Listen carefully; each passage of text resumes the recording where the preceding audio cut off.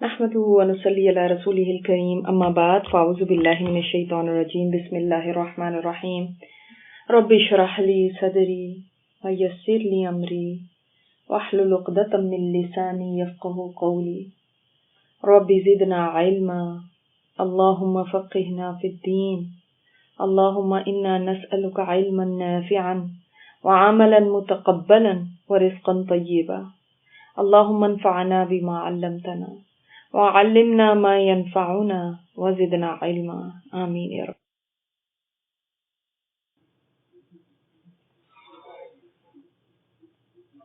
اللہ تعالیٰ نے فرمایا کلا، ہرگز نہیں مطلب کیا؟ یعنی عزت اور ذلت کی یہ معیار نہیں ہے جو تم نے سمجھے، یہ تو امتحان ہے۔ بل لا تکرمون الیتیم، تمہیں عزت کس بات پہ ملے؟ تمہیں اس سے اللہ تعالیٰ نے اگر یہ گھٹا لی ہے، اگر اللہ نے کم کر دیا تو کیوں نہ ہو، تم کون سا یتیم کو عزت کرتے ہو؟ تم یتیم کو عزت نہیں دیتے، تم بھی پھر عزت ڈیزرو نہیں کرتے۔ یہاں پہ کس کی بات ہو رہی ہے؟ دنیا میں کس کو عزت دینے کا سمجھا جاتا ہے کہ کون عزت کے قابل ہے؟ وہ جو بڑے مقام پہ ہیں، بڑے عہدوں پہ ہیں، پیسے والے ہیں، ان کو سب سلوٹ کرتے ہیں، ان کو عزت دیتے ہیں، ان کے ساتھ کانٹیکٹ رکھنے میں اپنی عزت سمجھتے ہیں، ان کو گھر بلانے میں عزت سمجھتے ہیں، چار لوگوں میں بیٹھ کے بتاتے ہیں جی فلاں کے ساتھ ہمارے بڑے تعلقات ہیں، یہ ان کو عزت دیتے ہیں نا ہم۔ اور اس کو کیا سمجھتے ہیں؟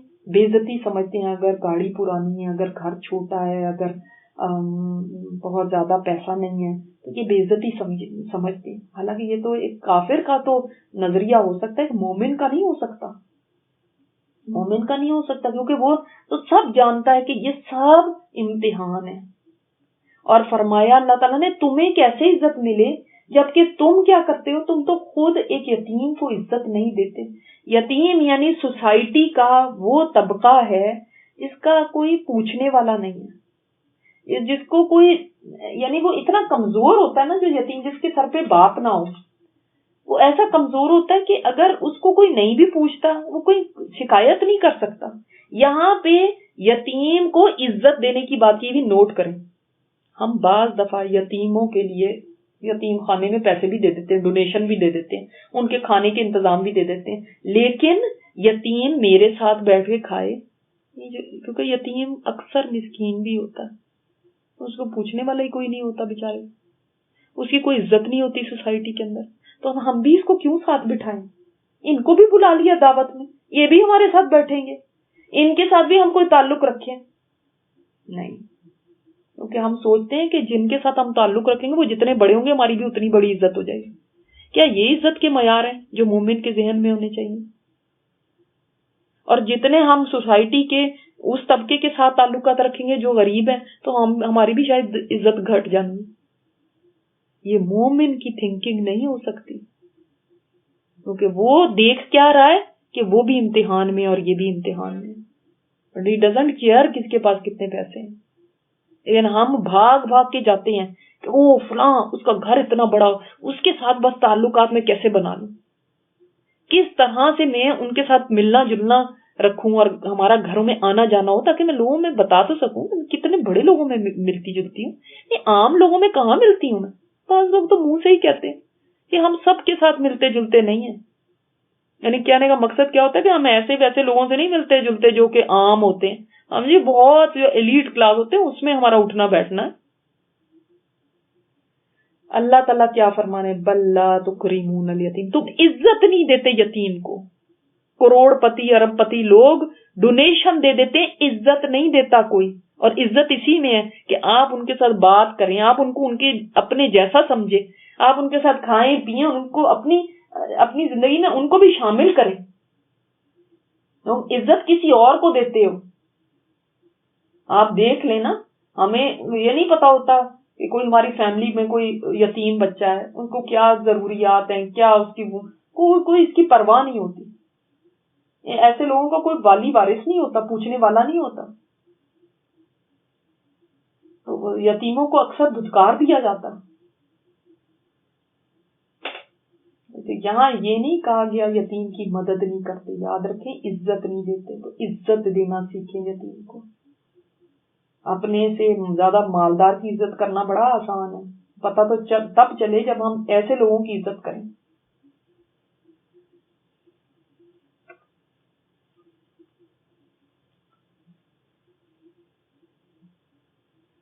ولا تحاضون علی طعام المسکین، اور نہ تم ترغیب دیتے ہو کھانا کھلانے کو، مسکین کو کھانا کھلانے پر ترغیب نہیں دیتے.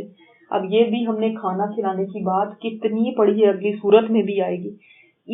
کھانا کھلانا ایک الگ بات ہے، اور دوسرے کو ترغیب دینا، دوسروں کو شوق دلانا، ان کو بھی موٹیویٹ کرنا کہ آپ بھی کھانا کھلائیں، یہ ایک الگ ایکٹ ہے. اور آپ نے دیکھا ہے نا جو جہنم کے اندر ہوں گے وہ کیا کہیں گے کہ ہم کیوں ہیں جہنم میں؟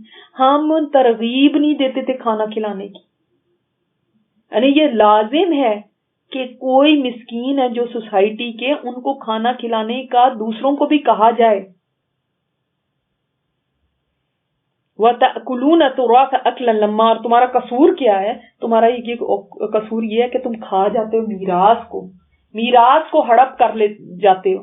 یعنی میراث، وراثت کو جو کہتے ہیں. جو بھی طاقتور ہوتا ہے اکثر آپ نے دیکھا ہوگا کہ وہ خاندان کی میراث ساری اکٹھی کر کے خود ہی ہڑپ کر دیتا ہے. ایک ویسے تو کافروں کی بات بتائی گئی، لیکن مجھے تو نہیں لگتا کہ یہ کافروں کی سوسائٹی کی کوئی بات ہے. مجھے تو لگتا ہے یہ ہماری سوسائٹی میں عام نظر آتا ہے. آج میراث کے قوانین کہاں پہ موجود ہیں بتائیں؟ اسلام نے میراث کے قوانین دیے نا وراثت کے، کہ جب کوئی فوت ہو جائے تو اس کی وراثت کو ایسے تقسیم کیا جائے. اب وقت تو تقسیم ہی نہیں کی جاتی، اسی سے بے پرواہی ہے. جو چیز لے کے بیٹھا ہوا ہے اس نے اپنے قبضے میں کر لینی ہے، اس نے نہیں دوسرے کو اس نے نہیں یہ سوچنا کہ یہ تو میراث کا مال ہے، بس یہ میرے پاس تھا تو میرے پاس ہی رہے گا. بتائیے آپ اپنے معاشرے میں کتنے گھرانے آپ نے اپنی زندگی میں ایسے دیکھے ہیں جہاں پہ میراث ویسے تقسیم ہو جیسے شریعت نے حکم دیا؟ میں نے تو نہیں کوئی دیکھا. کیونکہ ہر جگہ یہی چل رہا ہے، جس کی لاٹھی اس کی بھینس، جس کے ہاتھ میں زور ہے اس نے سب کچھ لے لیا. اب اس کو نہیں پرواہ ہے کہ دوسروں کے حالات کیا ہیں، دوسرے کا مسئلہ کیا ہے. they don't care. وہ بس دولت ساری خود سمیٹ لینی. اسی طرح بہنوں کو حق نہیں دینا، بیٹیوں کو حق نہیں، بس ہم نے جہیز جو دے دیا وہ دے دیا. کہاں دیا جاتا ہے بہنوں کو حق؟ بھائی آپس کے اندر تقسیم کر لیتے ہیں. اگر تقسیم کرنے کی نوبت آ جائے، اول تو تقسیم ہونی ہی نہیں ہوتی. وارث بھی مر جاتے ہیں، ان کے بھی بچے آگے بڑے ہو جاتے ہیں، وراثت آج تک تقسیم نہیں ہوئی دادا کی. اس سے زیادہ اللہ کے حکموں کا مذاق کیا ہو سکتا ہے بتائیں؟ سوئی تک بھی تقسیم کرنی ہوتی ہے، اور ہمارے ہاں تو بڑی بڑی جائیدادیں ہڑپ کر لی جاتی ہیں. اور اگر کوئی کہہ دے کہ یہ تقسیم ہونی چاہیے تو کہتے ہیں یہ تو لالچی ہے، اس کو تو جائیدادوں کی پڑی ہوئی ہے. حالانکہ جو ہی کوئی فوت ہوتا ہے اسی وقت اس کی میراث تقسیم ہونی چاہیے. اور یہاں کتنے سال گزرتے، سال ہا سال گزر گئے. پراپرٹی کی قیمتیں کہاں سے کہاں چلی گئیں، کیا سے کیا ہو گیا، کوئی مر گیا، کوئی کھپ گیا، کوئی کچھ ہو گیا، کوئی پرواہ نہیں ہوتی. تو تاکلون التراث اکلا لما، سمیٹ کے جمع کر کے بٹور لیتے ہو، یعنی بیواؤں اور یتیموں کی بھی کھا لیتے ہو. وتحبون المال حبا جما، اور یہ بھی بیماری ہے نا انسان کی. اور تم محبت رکھتے ہو مال سے، محبت بہت زیادہ. اکثر رشتے ٹوٹتے کیوں ہیں؟ مال کی محبت میں.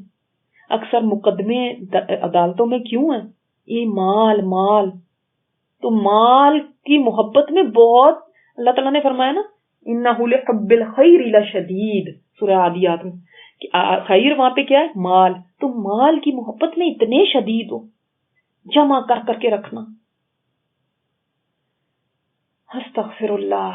اور وہی مال کی خاطر قطع تعلق کے ہوتے ہیں، وہی مال کی خاطر برا بھلا کہا جاتا ہے ایک دوسرے کو، اسی مال کی خاطر خون خرابے ہوتے ہیں، اسی مال کی خاطر انسان اپنا ایمان تک کھو لیتا ہے، اللہ کے حکموں کو توڑ دیتا ہے. یہ مال کا نقصان نہ ہو جائے. آپ دیکھیے گا زندگی میں اگزامپلس ڈھونڈیے گا، کہاں کہاں مال کی محبت ہوتی ہے جہاں سے خرابی پیدا ہوتی ہے، شدید محبت. آج بھی اگر ہم نے اپنی آخرت کو داؤ پہ لگایا ہوا ہے تو وہ کس لیے؟ مال بہت محبوب ہے. اس کی خاطر ہمیں کوئی ایک ٹانگ پہ بھی کھڑا ہونے کو کہے نا سارا دن تو ہم کھڑے ہو جائیں گے. لیکن اللہ کی خاطر اپنی آخرت بنانے کے لیے ایک رات جاگنے کو بھی کہہ دیا جائے تو دیکھو پھر ہماری حالتیں کیا ہوتی ہیں. کلا اذا دکت الارض دکا دکا. یہ نہ سمجھنا کہ ساری باتیں ایسے ہی اگنور ہو جائیں گی، ہرگز نہیں. تم یہ سب کر کے اور پھر مٹی ہو جاؤ گے اور کوئی فرق نہیں پڑتا. اذا دکت الارض دکا دکا، ایک وہ بھی دن آنے والا ہے زمین کو کوٹ کے ریزہ ریزہ کر دیا جائے گا. یعنی زمین پہ سے جو پہاڑ ہیں، بلڈنگز ہیں، ہر چیز فلیٹ ہو جائے گی، ریزہ ریزہ پاؤڈر کر دیا جائے گا. وَجَاءَ رَبُّكَ وَالْمَلَكُ صَفًّا صَفًّا، اور تیرا رب بھی اور فرشتے بھی صف در صف آ جائیں گے. یہ کب کا معاملہ ہے؟ حشر کے میدان میں جب سب لوگ انتظار میں ہوں گے کہ کب اللہ تعالیٰ آئے اور ان کا فیصلہ کرے. اس دن پھر اللہ تعالیٰ نبی علیہ الصلوۃ والسلام جب شفاعت کریں گے، جو شفاعت کبریٰ ہے کہ اللہ فیصلہ کر دے، لوگ تھک گئے ہوں گے، تو تب اس وقت تیرا رب اور فرشتے صف در صف آئیں گے. یہ کہا جاتا ہے کہ جب فرشتے قیامت والے دن آسمان سے اتریں گے تو ہر آسمان کے فرشتوں کی الگ صفیں ہوں گی. آسمان پھٹے گا اور فرشتے اتریں گے. لوگ سمجھیں گے ان میں ہمارا رب ہے، وہ پوچھیں گے آپ میں ہمارا رب ہے، وہ کہیں گے نہیں، وہ آ کے کھڑے ہو جائیں گے. پھر ایک اور آسمان پھٹے گا، پھر اسی طرح فرشتوں کے صفوں در صفیں اتریں گی، پھر وہ بھی آ کے کھڑے ہو جائیں گے، وہ بھی گھیر لیں گے. جتنی مخلوق ہے نا اس کو گھیر لیں گے، سرکل ایک سیکنڈ بن گیا. پھر آسمان پھٹے گا، پھر فرشتے اتریں گے، پھر ایک سرکل بنا لیں گے، گھیر لیں گے ان کو، اور آخر میں اللہ تعالیٰ تشریف فرمانا ہوں گے. کس طرح اللہ تعالیٰ آئے گا وہ اس کی شان کے جیسے لائق ہے، ہم نہیں جان سکتے، مگر اللہ بھی آئے گا اور فرشتے بھی صف در صف آئیں گے. اتنی بڑی عدالت ہوگی نا وہ.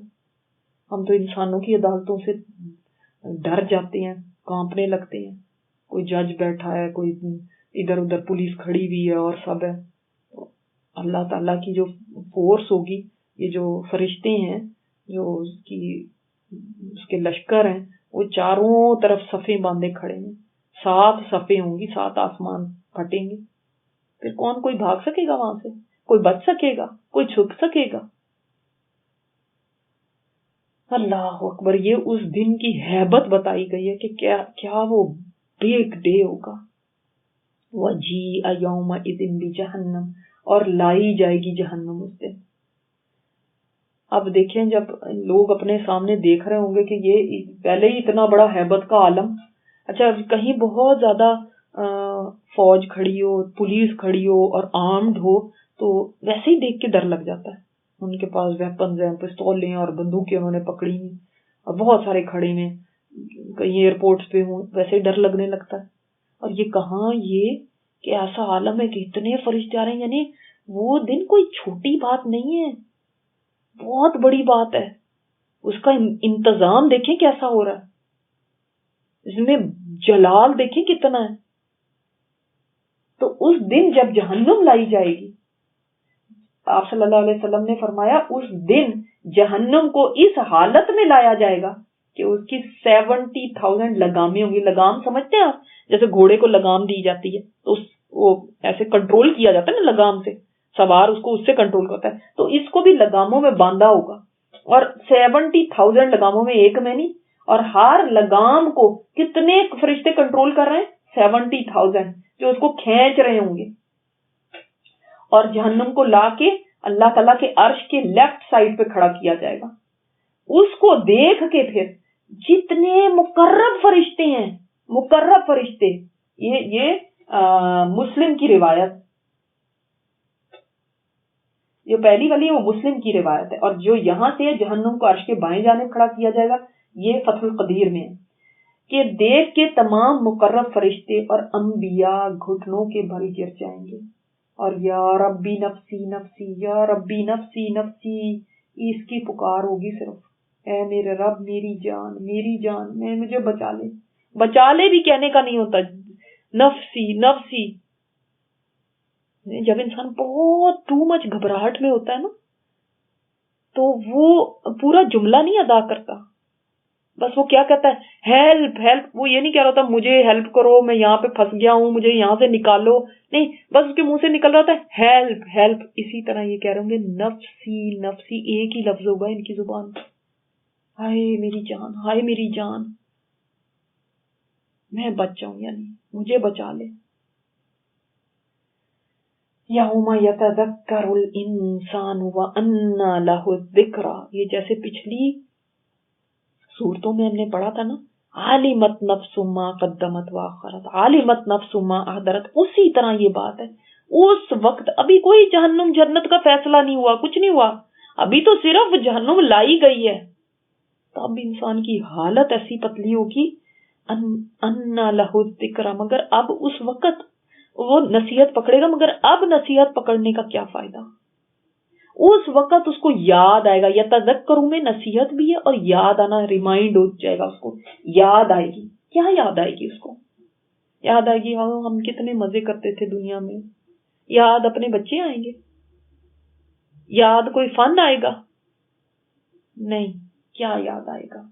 اپنے اعمال یاد آئیں گے جو دنیا میں کرتا تھا, کیا میں نے کیا وہ سب یاد آ جائے گا, ایک ایک بات یاد آئے گی. ابھی تو نہیں ہمیں یاد آتی نا, ابھی تو سارا کچھ بھولا ہوا. گناہ بھی کہتے تو توبہ استغفار کریں, کس پہ توبہ استغفار کریں, مجھے تو کوئی گناہ اپنا یاد ہی نہیں آتا, میں نے کیا کیا ایسا, کوئی گناہ سب بھول جاتے ہیں ہم. لیکن اس دن بڑی اچھی طرح یاد آئے گا. انسان اپنے ماضی کو یاد کرے گا, دنیا کے دنوں کو یاد کرے گا, تو اس نے اپنا کیا بیڑا غرق کر لیا وہ یاد کرے گا. اس کو یاد آئے گا کتنی دفعہ مجھے بلایا گیا اللہ کی طرف لیکن میں نے بات نہیں سنی. اس کا مطلب اس زندگی میں کچھ کر جاؤ, ورنہ وہاں پر انسان صرف ایک یادیں ہی ہوں گی کہ انسان افسوس ہی کرے گا, اور ایک حسرت ہوگی اور ایک پشیمانی کا عالم ہوگا, اس کے علاوہ کچھ نہیں ہوگا, مگر اس کا فائدہ کچھ نہیں ہوگا. اب دیکھیں نا, اس کے ایک دم اس کے ہاتھ پیر پھول گئے کہ وہ یہ کیا ہو گیا, اب یاد کر رہا ہے ہائے میں نے کیا کیا, ہائے ہائے میرے پاس کوئی عمل ہے کہ نہیں. سوچو اس کی پینک اور اس کی انگزائٹی کا عالم کیا ہوگا. امیجن کریں, بڑے بڑے بہت بڑے بڑے لوگ, بگ نیمز جن کو دنیا میں بہت بڑے نام کہا جاتا ہے, سب دنیا جانتی, ان کے بھی حال ایسے ہوں گے. انسان, ہر انسان یاد کرے گا. یہ نہیں ہے کہ کوئی نیک نہیں یاد کرے گا, وہ بد نہیں, صرف بد یاد کرے. ہر انسان خطا کار ہے, ہر انسان نے کمیاں کی ہوئی ہیں. اس کے چھوٹے چھوٹے عمل بھی اس کو اتنے اتنے بڑے لگیں گے. آپ دیکھتے نہیں, انبیاء تک اس دن کہیں گے, ابراہیم علیہ السلام کہیں گے ایک بات پر کہ میں نے وہ جھوٹ بولا تھا, نوح علیہ السلام کہیں گے کہ میں نے وہ اپنے بیٹے کے لیے دعا کی تھی. حالانکہ بظاہر یہ کوئی گناہ نہیں ہے, مگر ہر انسان کو اپنی چھوٹی چھوٹی چیزیں بھی اتنی بڑی نظر آئیں گی, تو جو ہمارے جیسے ہیں ان کو کیا کیا نظر آئے گا, پھر کیا کیا ان کو یاد آئے گا. پوری زندگی کی فلم چل جانی آنکھوں کے سامنے. جو ہم کہتے ہیں نا ہمیں تو وہ چیز یاد ہی نہیں رہتی, وہ سب یاد آ جائے گا. یقول یا لیتنی قدمت لحیاتی, کہے گا اے کاش کہ میں آگے بھیجتا اپنی زندگی کے لیے کچھ. کون سی زندگی کے لیے؟ تو بڑا کچھ آگے بھیجتا رہا. کیا کرتا تھا؟ بینک میں بہت بہت پیسے جمع کرتا تھا, بھئی زندگی اچھی گزرے اپنے فیوچر کے لیے. اب کیا رہا یہ لی حیاتی, اپنے فیوچر کے لیے کچھ آگے بھیجتا, تو بڑی جائیدادیں بنائی. لیکن اب اس کو پتا چلا اصل زندگی تو یہ تھی, اس کو اب وہ زندگی کہہ رہا ہے. کیوں؟ وہ اس کو زندگی نہیں لگ رہی اب جو دنیا کی تھی, جس کے لیے وہ کہتا تھا پاگل ہو گئے ہو, ہم کیا اس کے لیے ٹائم ویسٹ کریں, ہم کیا ان چیزوں کے پیچھے جائیں, ہمیں اپنا فیوچر نہیں بنانا. تب اس کو یہ پاگل پن لگتا تھا. آخرت کی تیاری سب کچھ دنیا کی زندگی کے لیے لگایا تھا. اب سمجھ آئی کہ زندگی اصل میں کیا ہے. کیا کبھی ہم نے اس کو زندگی سمجھا, یا اسی کو زندگی سمجھتے ہیں؟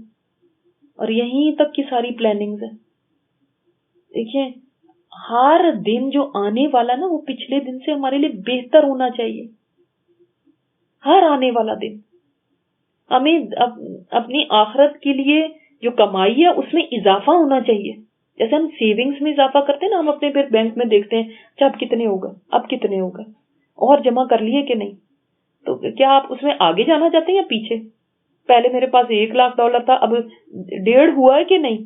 یا چاہتے ہیں کہ 50 ہو جائے؟ پھر چاہتے نا بڑھے. اس طرح نیکیوں میں ہرس ہونی چاہیے کہ بڑھیں. یہ نہیں کہ جہاں کے جہاں کھڑے ہوئے ہیں وہیں کے وہیں کھڑے ہیں. جیسی بچپن میں نمازیں تھیں ویسے ہی 40 سال کی عمر میں، جیسے ہی بچپن کے روزے تھے ویسے ہی آج تک روزے ہیں. جو اس وقت کرتے تھے وہی کہ آج کے شوق ہیں. کچھ دین ایمان میں اضافہ نہیں. اگر انسان نیکی میں آگے نہیں بڑھتا، ایمان میں آگے نہیں بڑھتا، تو سمجھ جائیں کہ اس کا ایمان گھٹ رہا ہے. کیونکہ ایمان ایک لیول پہ نہیں رہتا، ادھر وہ بڑھتا ہے یا گھٹتا ہے. اگر آپ بڑھا نہیں رہے تو گھٹ رہا ہے ضرور. ہم سوچتے رہتے ہیں نہیں گھٹ نہیں رہا، میں تو وہی ہوں. نہیں، گھٹ رہا ہوتا ہے. 40 سال پہ جا کے میرے اندر بہتری آنی چاہیے، 50 میں اور بہتری آنی چاہیے، 60 میں اور بہتری آنی چاہیے. ہر دن بہتری کی طرف جانا چاہیے. اب کیا کریں، کچھ لوگ تو بہت بہت نیکیاں کرتے ہیں. وہ کہتے ہیں اب اور کیا، تہجد بھی پڑھ لی ہم نے، اشراق بھی پڑھ لی ہم نے، ساری 5 نمازیں ہی بیسٹ کر لی، اب اور کیا کریں. اپنے خشوع کو بڑھاؤ.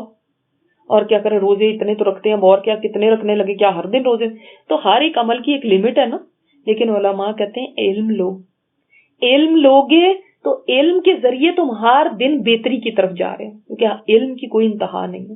ورنہ تو آپ کہتے ہیں نا کہ میں ہر دن اپنا پچھلے سے بہتر کیسے کروں؟ علم حاصل کر کے.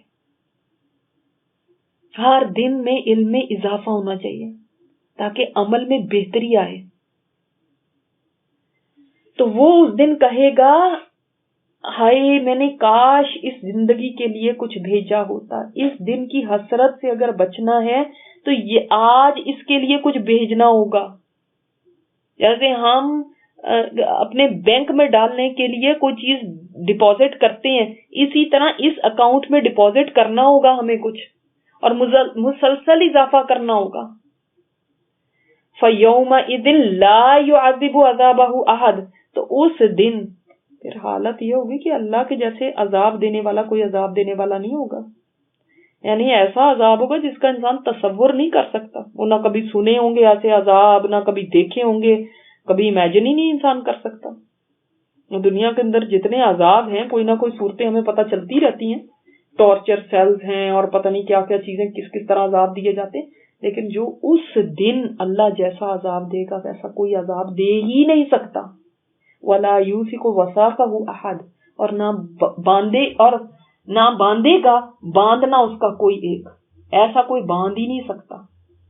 یعنی کوئی یہ نہ سوچے کہ پتہ نہیں میں بھاگ جاؤں گا، کہیں چھپ جاؤں گا، کہیں اسکیپ کوئی راستہ فرار کا حاصل کر لوں گا. نہیں، کتنا بھی عقل مند مجرم ہو وہ بچ نہیں سکے گا اس دن، کیونکہ جیسا اللہ پکڑے گا ویسا کوئی پکڑ نہیں سکتا. اس کو دنیا کی قید کی طرح نہ سمجھے، یا دنیا کے جیلوں کی طرح نہ سمجھے جہاں سے کبھی کوئی بھاگ بھی جاتا. پھر آخر میں آیا ان کا انجام. ایک دم صورت ٹرن ہوتی ہے. مجرموں سے ان کی طرف اللہ تعالیٰ توجہ کرتے ہیں جو نفس مطمئنہ ہے. وہ کون سا ہے نفس مطمئنہ؟ جس کے لیے یہ پکار آئے گی، یا ایتھا النفس المطمئنہ، اے نفس مطمئن، اطمینان والے نفس. یہ کس چیز کے اوپر اس کا اطمینان تھا؟ یہ اطمینان رکھتا تھا یعنی اس کو